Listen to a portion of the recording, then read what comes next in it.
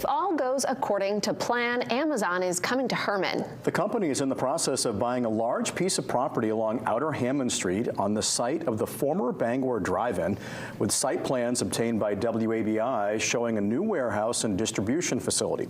The plans, sent out to bid for contractors last year under the name Project Hollywood, show a warehouse-style building about 60,000 square feet set back from the road. The site plan was approved by the Hermon Planning Board last year.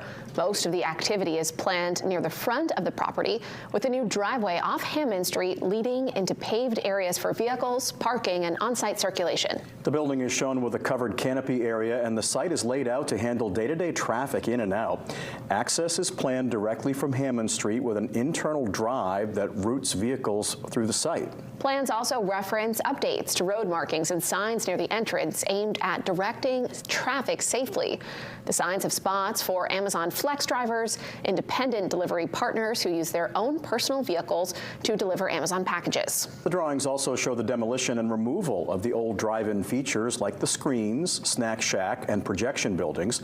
Developers said the screens were the reason for the Project Hollywood name. The Bangor Drive-In was open from 1950 to 1985. It opened again in 2015 and closed for good in 2020.